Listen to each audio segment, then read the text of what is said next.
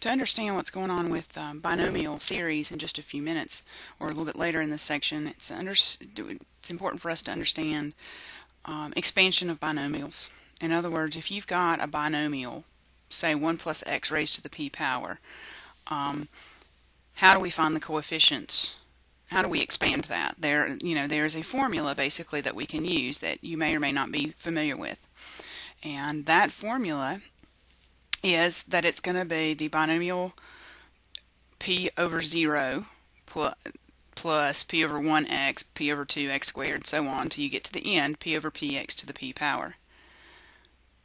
Where this notation, where you've got p over k in parentheses, is defined as the product of p and p minus 1 and p minus 2 all the way down to p minus k minus 1. What's important to be clear about is that this number of factors is k. And then divide that by k factorial, and you've got the coefficients. So, if we had 5 over 1, we're going to start with 5 and have one factor on top, and then 1 factorial. That one's not real exciting. If we have 5 and 2, that's going to be 5 times 4. We've got 2 factors divided by 2 factorial, and that simplifies to be 10. 5 and 3, 5, 4, and 3. Stop when there are 3 factors and divide by 3 factorial. That ends up being 10 as well. 5 over 4 is 5 times 4 times 3 times 2. We've got 4 factors there. Divide by 4 factorial. And 5 over 5 would be 5 times 4 times 3 times 2 times 1. I've got to have 1, 2, 5 factors. Divide that by 5 factorial. And I hope you recognize what's on the top there is 5 factorial, so that's 1. So according to this formula, x plus 1, or actually, x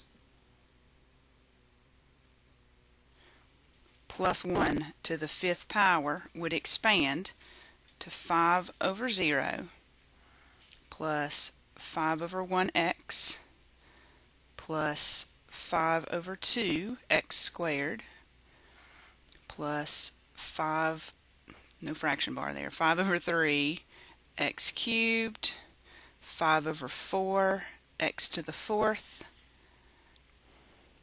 5 over 5 x to the 5th.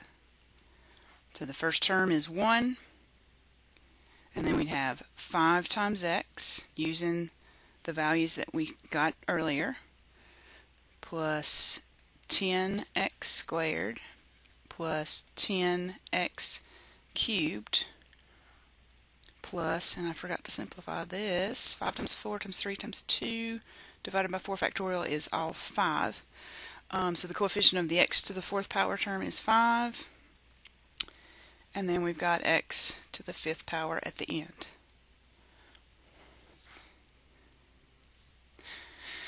It comes in handy if you have a relatively large power. You don't want to have to multiply x plus 1 times itself 5 times.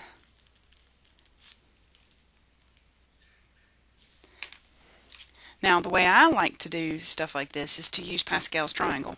If you start with a 1, and then your second line is 1 and 1, third line, it's always going to start with 1, and then the next term is the sum of the two things you see above it. So 1 and 1 is 2, and you end with 1. So we start with 1, we have a 3, 1, 1, 4, 6, 4, 1,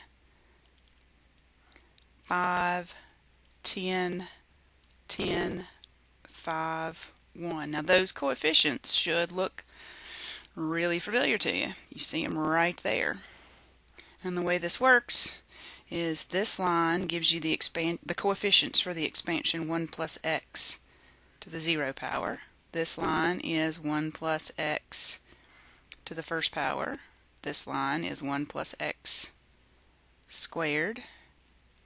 1 plus x cubed. 1 plus x to the fourth, and finally the last line is 1 plus x to the fifth. And you could keep going.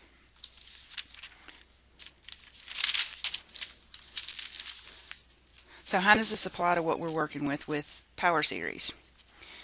Some power series are binomial series. So if you have real number p, the Taylor series for the function 1 plus x raised to the p power centered at 0 is a binomial series. And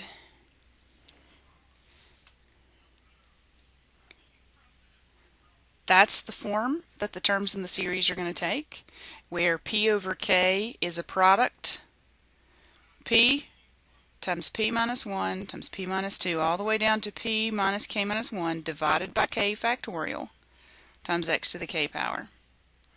Now, what you actually need to know is that it's going to end up looking like this. I think just learning that formula is a whole lot easier than remembering that binomial expansion.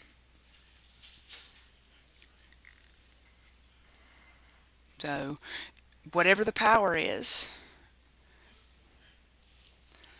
that's going to determine what the coefficients are. And that power p can be any real number. So let's say we've got a function f of x that's 1 plus x to the minus third power. So what we're looking at there is that p is negative 3. If I want the first 4 terms for my function, for the power series that will approximate our function, the first term is x, the next term is going to be negative 3 times x, next term would be negative 3 times negative 4 over 2 factorial times x squared. Then you'd have negative 3 times negative 4 times negative 5 over 3 factorial times x cubed. And that's the 4th term. So this power series looks like this when you simplify.